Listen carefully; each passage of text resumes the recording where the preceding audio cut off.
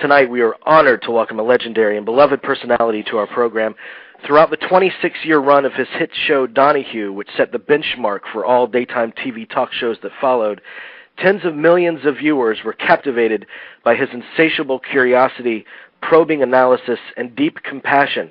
As it turns out, these same qualities define him as a filmmaker as well. Phil Donahue co-directs and co-produces the new documentary Body of War, which tells the devastating but ultimately inspiring story of Thomas Young, a 25-year-old patriot who was shot and rendered a paraplegic 5 days into his tour in Iraq. The film follows Thomas as he finds the strength to live within his compromised body and the voice to speak in opposition of the war. Mr. Donahue's collaborator on this project is Ellen Spiro, a tremendously gifted artist who has built a distinguished career by pushing the limits of the documentary art form. Her resume of breathtaking works include multi-award-winning films like Greetings from Out Here, Rome Sweet Home, and Troop 1500. Body of War, which is currently running in limited theatrical engagements in film festivals across the country, recently won the Best Documentary Prize from the National Board of Review. It is a tremendous pleasure to welcome these two great, talented, and passionate artists to Movie Geeks United, Mr. Phil Donahue and Miss Ellen Spiro. Mr. Donahue and Miss Spiro, are you with us? We are. Yeah. Thank you so much for being with us tonight. It's a great honor to speak to you both. Now, I saw Body of War the other night, and it absolutely stunned me. It moved me to the core. And what I'm interested in is, Ellen, especially for you to come from the documentary field, people talk about Hollywood's creative treatment of the war, and that's one thing. But I find that the documentary filmmakers are really the ones that are on the front line of this conflict, and they're really producing some great work about this war. Don't you agree? I do agree. I think there's been a big black hole left by the media, and documentary filmmakers came in to fill it, and then the media started talking about how badly documentaries about Iraq were doing at the box office, and people stopped going. Well, in terms of why you chose, because Mr. Donahue, I realized that, I think I read a quote from you that said that you didn't want to just make another anti-war documentary. So I'm wondering what idea first sparked the notion that you wanted to produce a film, and how do you see that this one differs from those that are already out there? Well, we do think we're different. When I first met this young man at Walter Reed Army Medical Center, and learned about the gravity of his injury. He was very medicated at the time. Mm-hmm. So I met him a long time before he met me. And his mother told me about the nature of this injury. Thomas is a T4. What that means is his spine is severed between your shoulder blades. If you put your arm up above your shoulder and drop your hand down your back as far as you can go, that's where the bullet severed Thomas's spine. Yeah. Thomas is paralyzed from the nipples down. Thomas can't walk. And 24 years old, he's lying there. He's very thin, his cheekbones, he's totally white. And I just felt that the people should see this. I believe this has been a very sanitized war, and that it may account for the reason that only 18% of us now think that the Iraq war is the most important thing. Really, it's just a shame. I mean, these young people are coming home either dead, and you can't take a picture of their coffins because the president said you couldn't, and they all said okay, And if you're going to send a nation to war, I think you have a responsibility to show the people the pain that many people are suffering because they answered the president's call. Thousands of people are going through what you see in our film, Body of War. Mm-hmm. Yeah. There's 30,000 injured so far, and you multiply the people affected in your film by 30,000, and it's catastrophic. I mean, it's unimaginable. Right, and the injuries in this war are especially hideous. Worse than people are. We had blind people. Imagine 20-something blind. Oh man, the closer you get to Thomas, the more you realize what a huge, huge sacrifice he has made. He's 28 years old and he can't walk. And by the way, he went to war for a president who won't approve stem cell research. Yeah, really. Yeah. And it's fitting to note, to how he received his injury, where he received his injury. That bullet. It was an unarmored vehicle, wasn't it? Or? Yes. He was in the back of a truck with no top, Main Street, Solder City, 25 guys jammed in there in the back. And they gave fish in a barrel a new meaning. Yeah. I mean, they were just, and the bullet came down through his shoulder and somehow went through his body and severed his spine without hitting a major artery. Obviously, he wouldn't have survived. And here we are. I'm interested in this because I definitely want to talk about Thomas. He's an extraordinary man. But your mentioning of the media and the media's reports on this war. We spoke to Brian De Palma months ago before the release of his film, and his point was the same, that during the Vietnam era, we were flooded with photos that came in our living rooms of the carnage and the devastation. What happened between then and now? Why the sanitation? Well, my guess is that efforts to sanitize the war were underway in Vietnam too, but they weren't as sophisticated as you have it today. Also, I'm not sure we had as compliant a press during Vietnam as we have now. Right. Halberstam and all that good reporting came reasonably early in the Vietnam War. It did. We haven't had much of that. We learned the generals were in the tank. Imagine, they're getting briefed by Rumsfeld and running over to Fox, can't wait to end MSNBC and everybody else's CNN. I mean, this president took this nation by the ear and led us right into the sword. This is awful. Excuse me, Mr. Donahue, but in 2003, wouldn't you have thought that listening to the generals on MSNBC and CNN that they were in the Pentagon's grip? I mean, it sounded that way, didn't it? Sure. That's why 77 senators voted aye, voted to approve the Iraq War resolution. But and only 133 members of the House. What was happening is we had an administration that couldn't wait to bomb Saddam. Couldn't wait. And they didn't care whether the United Nations had finished its inspection. Right. It was a rush. They wanted a merry little war, and they thought they had one. The aircraft carrier stunt gives them away. Mm-hmm. Ellen, how did you come on board the project? One day, I was sitting at home, and the phone rang, and it was Phil Donahue on the other end, which, as you can imagine, was pretty surreal. Right. It is right now. Yeah. It's still surreal. No. So he told me this idea he had, and my immediate thought was that I wanted to meet Thomas because Phil was so passionate about Thomas and his story, and he couldn't stop thinking about Thomas since the day he met Thomas at Walter Reed Army Hospital. And so I said, well, if it's a character-based documentary, we got to meet the characters. So we met in Kansas City, and Thomas was not the Thomas that you see towards the end of our film. He could barely form a sentence.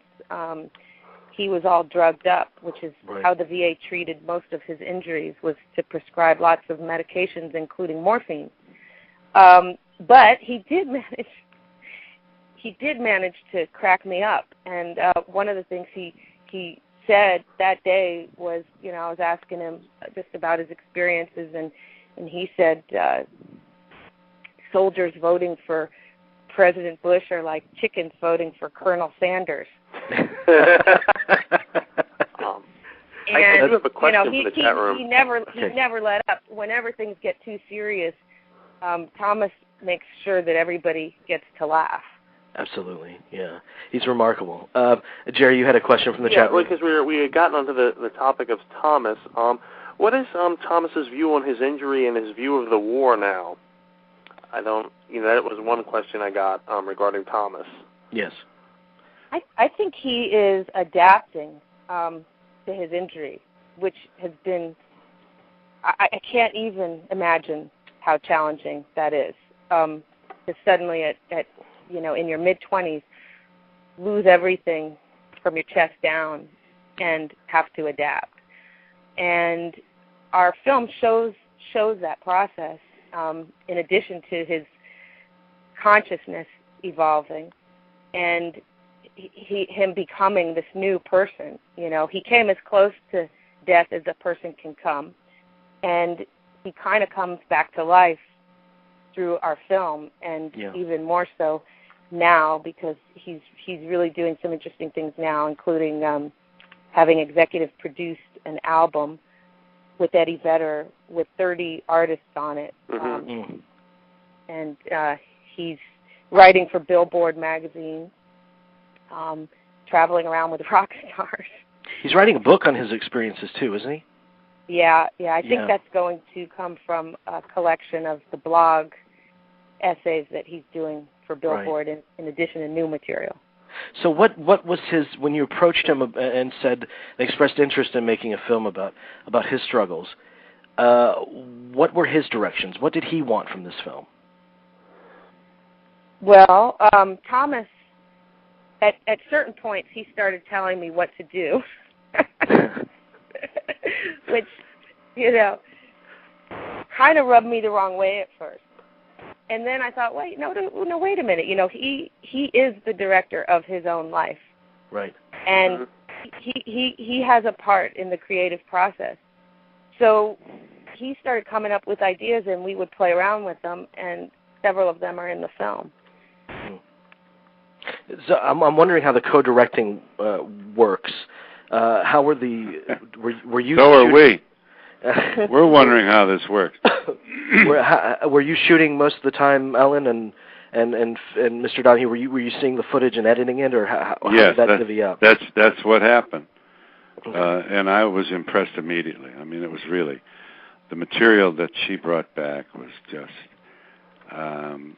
She has such personal, emotional quality to her work, and I mean, there were so much, a lot she brought back. I mean, I just couldn't keep it in. I couldn't talk, and I couldn't see after a lot of us. And we're out there being honest. You know, this film will make you cry, but it'll also make you laugh, and it'll inspire you. You'll see a family coming up from as big a hit. I mean, this is their firstborn son, and he's 28 now, and he can't walk. And his brother gone to his brother gets deployed to Iraq in the middle of our film, and he's over there now. Which I find very interesting because the family really is a microcosm of America in a way. I mean, the father has a different viewpoint of the war than the mother and Thomas. Yeah, it's a red and blue family. Yeah. So as a documentarian, what kind of presence do you have to be in the moment, Ellen, to capture such kind of painful moments of intimacy? You just have to be present, just like you said, in the moment. So you have to kind of be ready and be there, but most of the time is not spent filming. For the real intimate moments, some of those I shot alone, and then we had more public events in the film where, Phil was very involved, and we had other camera people and sound people and lighting, and we have one wonderful scene that Bill Moyers actually opened his show about Body of War with the scene from the church where Thomas goes to speak, and it just so happens that the New York transit strike hits the day he's supposed to go do the speech, and Phil has taken one vehicle with some of the camera people over to the church, and I'm in the other taxi cab with Thomas, right. And we're stuck in Manhattan, and we can't get to the church on time.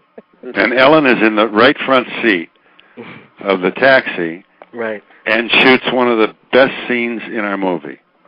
I mean, I'll tell you, the girl spins silk really out of everything. It was just one of the best scenes in our movie, and it's so impressive, that she even thought to do this, that maybe this is something we can use, a lot of camera people would be sitting on the camera around then and complaining about how long it took to get there.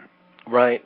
But then again, the structure, it does move between Thomas's story and the kind of the selling of the war and the process by which the Senate voted for the war. And I'm wondering what inspired that kind of structure. Well, that was my idea. I have seen the October 2003 Iraq War resolution, and I was shocked. I couldn't get over it.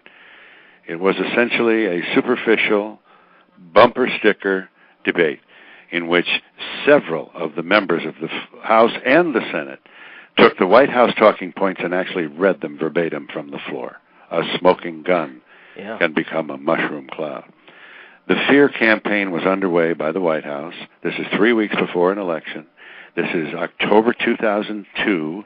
You will recall the invasion was March of 2003. And what we see is senators literally, it's unbelievable the hysteria that this reached. Ted Stevens of Alaska, in the middle of our film, stands up on the floor of the Senate and says, history will show that the nations that stopped Saddam Hussein saved the world. Right. This is what they were saying. So, it's a study in how we got to this war that caused this young man to lose his ambulatory ability when he was 24 years old. This is a terribly consequential vote, one of the most tragic votes. This is not an overstatement in the history of the Congress. I mean, my goodness, only 133 members of the House. So we weave this throughout our film because Thomas, without it, it's kind of look at this lad, how sad. And Thomas didn't want that kind of film. And neither did I. Neither did Ellen. We wanted to make a statement. Mm-hmm. This film speaks for Thomas and his mother, just to name two people, both of whom think that one more death in this war is morally indefensible. And we think that the material from the Senate and the House floor is revealing in how shallow it was and how well orchestrated, and it's just the opposite of thoughtful. Well, it also delivers another very heroic and inspirational figure into the film as well, and that's Senator Robert Byrd. I mean, he's one of 23 senators to vote in opposition of the war. Right. Robert Byrd, the longest serving member of the United States Senate in history, stands in the middle of our film once again on the Senate floor and pleads with the American people to let this leadership know that you don't want this resolution jammed through this Congress before the election. The life of your son may depend upon it. The life of your daughter may depend upon it. I mean, this is October 2002. This is 4 months before the invasion, for God's sake. And they just dismissed him. He was patronized. He called attention to the fact that this was not a constitutional move, and it wasn't. Giving the president a resolution which says, here, if you have to, is not accommodating the mandate of the Constitution. Only Congress can declare war, and Congress hasn't done it since the early 40s because it doesn't want to. It's too dangerous. It's a third-rail issue. And meanwhile, Senator Byrd, I believe he's the most tenured senator in history. Is that history of the Senate? No one has served more. He passed Strom a couple of years ago. Something like 17,000 votes, and he even said that this is the most important vote he'd ever cast. Yes, he did say that. And the meeting between Senator Byrd and Thomas at the end of near the end of the film is just, it's magical. I want to know who were both of you present for that meeting, and if you could describe that moment for me. Well, we discussed this a long time. We really had to work real hard to figure out how do we mesh these two elements without confusing everybody. And just, and I had been trying to get into Byrd's office for a long time, really almost a year. And I finally got in, and what I did was show him choruses. That's all I showed him. I showed him choruses from the C-SPAN material. Saddam is training Al-Qaeda in bomb making. He's training them to bomb make. He's this, and the Echo, and I showed him some of those. So he had a sense of what we were up to. And the next day we we showed up with Thomas Young and filmed it. Amazing. From a filmmaking standpoint, this is what I'm curious about, because, Mr. Donahue, you've been in media for most of your life, and for you to just now enter the film medium, what surprised you about it? Oh, boy, a lot of things. I was a lamb in the woods in many ways. Ellen was a big help. I mean, really, Ellen, I don't know where. I'd still be wandering around in the woods. It's very complicated. It's very expensive. And there's just a lot of moving parts. And that's why, having Ellen on this was a big break, probably bigger than I've been with a lot of camera people all my life. Right. And you can never use everything they shoot, and that was the case with Ellen. I mean, everything she brought back was usable. But beyond this technical ability, everything she brought back was really very creative. I mean, she's got a great eye. The girl is something. And so that was a break for me, for Mr. Amateur, know-it-all. She survived, being a co-director with me, can you imagine? And here we are, and we're just counting on our, because we have been so well received, And by the way, the film's only 87 minutes long, We'll have you to dinner by 9. It's not a rant. It's not a preachment. I'm not in it. We think that'll sell a couple extra tickets. And here you go. I wanted it to be 85 minutes because that's the length of the March of the Penguins. But I missed it by 2. But we have longer credits. So. Right. Absolutely. It is a fantastic film. And you say it's 87 minutes. Were there a lot of footage left on the floor that was painful to leave? Yes. Yes. Always painful to leave it behind. But I would imagine. Everybody wanted it to move along and to be dynamic, and it does do that. So, Ms. Spiro, I'm wondering how, I know it's playing festivals across the country. It has been for quite some time now. And it has some limited theatrical runs. If you could tell me how our viewers might be able to find it near them. We've been in a lot of cities, and we continue to roll out in a lot more cities. I'm not sure when we're going to stop rolling out, maybe when this war comes to an end. Right. But there's too many cities for me to tell you. I could mention Chicago next week. Yes, Chicago next week, St. Louis, and those are the 2 big ones coming up. But if you go to bodyofwar.com and click on Now Playing, you will see all the cities, festivals it's coming to. We're going to Honolulu, if you have listeners there. But we're really going all over the country, and we'll start going elsewhere soon. And that's fantastic. And also, Body of War, there's a section there of your website, bodyofwar.com. It's a page of things that we can do to make a difference. What kind of things will they find there? Well, there's 12 things, and they all link you to organizations that have been working for various efforts connected to the war. Some working for veterans, some working explicitly to bring the troops home. But all the issues are covered, and all the organizations like the Iraq Veterans Against the War and Military Families Speak Out are linked. So if you go to the Take Action section of bodyofwar.com, you can see what all those things are. Okay, great. Do you mind if we take a caller before we close up tonight? Not at all. Okay. We have a 623 area code. 623, go ahead. Hello, can you hear me? Yes, I can. Yes, to Phil, which candidate running for president do you think will affect the war if elected? Will affect the war how? If elected, positive or negative? I see. Well, certainly I will vote for the Democrat, whoever he may be. I certainly believe that the next president is just going to have to get out. What's just heartbreaking is that we have to wait for a change in administration for this to happen. Yeah. That's a political decision. Right. And we have more people coming home dead and grievously injured in this war. For what?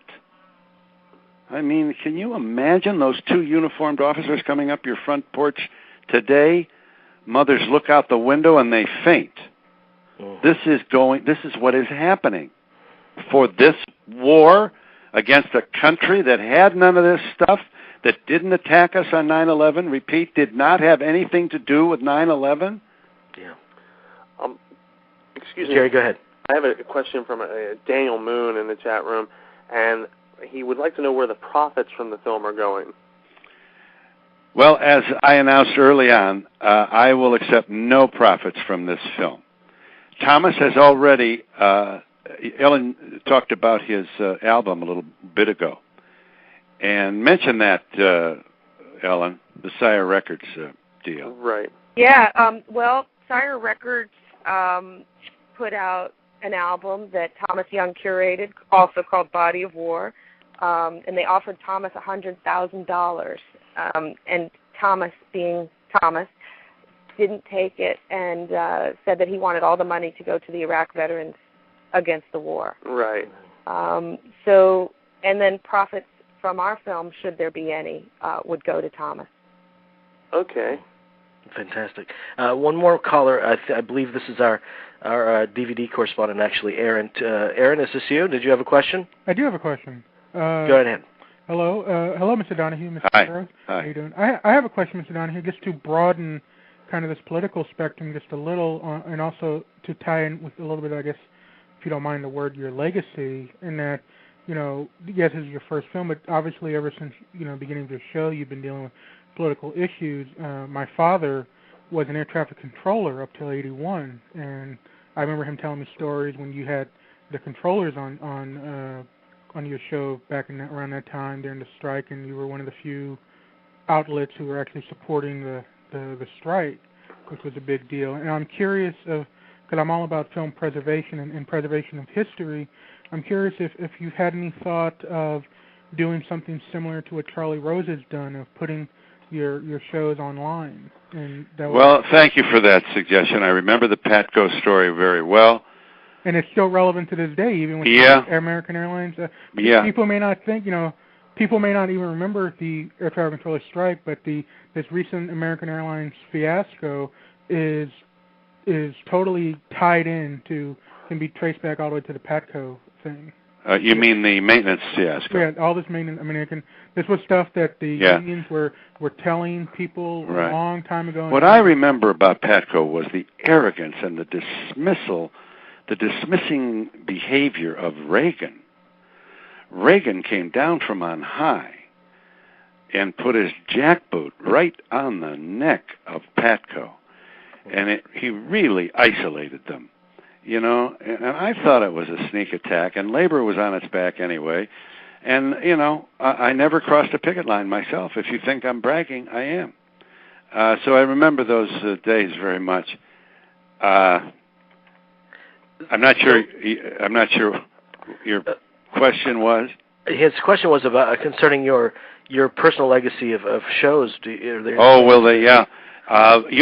owns the library, and I will have conversations with them sometime soon about what we might do with this. For example, I don't think our library is digitalized, or is it digitized? That's just the first step that has to be done. So we'll see. It's very expensive, and we have probably 3,000 shows out there. It's an incredible body of work you have. We're going to take one more call, and then we're going to close out. You guys have been so generous to us.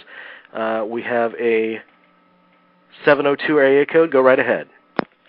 Actually, I'm going to go ahead. I think the room has said that they wanted to get this Daniel character on with them, so I believe I'm going to go ahead and let him have the last question there, Jamie. Okay, Mark, Go ahead. Is he on your line? He's not on the line. He should be he should be on you guys' line, but not on my line. Okay, well that's fine. I don't want to spend any more of our guest time, but thank you so much, Mr. Donahue and Ms. Spiro. I admire your work so much, and I appreciate you being on with us so much tonight. Thank you.